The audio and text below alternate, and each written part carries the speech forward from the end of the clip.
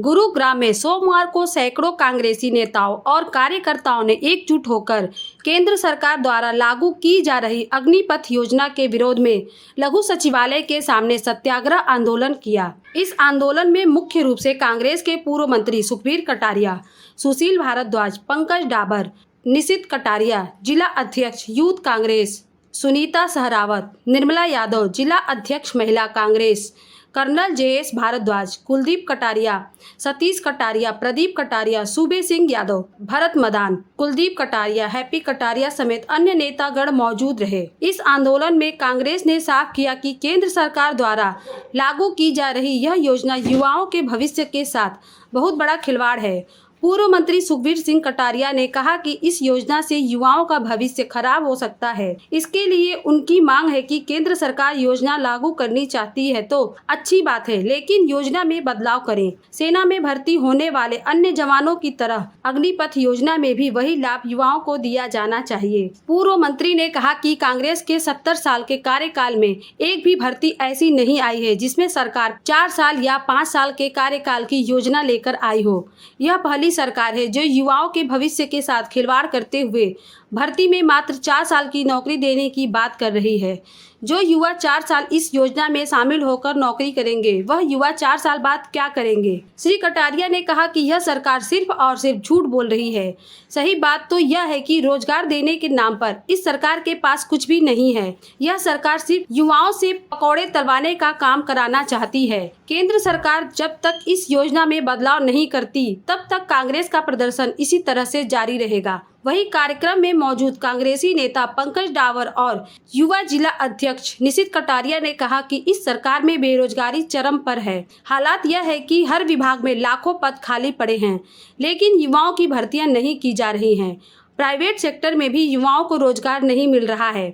इस सरकार ने महामारी का बहाना लेकर युवाओं को सिर्फ बरगलाने का कार्य किया है। युवाओं के लिए सेना में भर्ती करने के लिए केंद्र सरकार द्वारा लागू की गई इस योजना से इस सरकार का असली चेहरा सामने आ चुका है, क्योंकि जो सरकार देश में 1 रैंक 1 पेंशन की बात करती थी, आज वही सरकार 9 रैंक 9 पेंशन की बात कर रही है। आने वाले समय में इस सरकार को युवाओं के गुस्से और विरोध के कारण भारी कीमत चुकानी पड़ेगी। क्या मैटर है और किस मुद्दे पर आज जो ज्ञापन दे रहे हो, किस बारे में दे रहे हो? देखिए, ज्ञापन नहीं, ये एक हमारा सत्याग्रह है जो कि राहुल गांधी जी द्वारा निर्देशित अग्निपथ के विरोध में जिस तरीके से युवाओं के साथ ये खिलवाड़ हो रहा है, उसके विरोध में आज कांग्रेस पार्टी का पूरे देश में हर विधानसभा में सत्याग्रह आज जारी है। और ये सत्याग्रह जो है, ये एक शुरुआत है इस विरोध की। इसका विरोध लगातार कांग्रेस पार्टी करती रहेगी और युवाओं के साथ है। जिस तरीके से युवाओं के साथ धोखा हुआ है, वो ये देश बर्दाश्त नहीं करेगा। आप मानते हैं कि अग्निपथ जो योजना लेकर आई है वो ठीक नहीं है?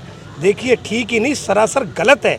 इसी तरीके से इन्हें कृषि काले कानून के लिए भी इसी तरीके से अच्छे बताए थे, आज उनको वापस लेना पड़ा।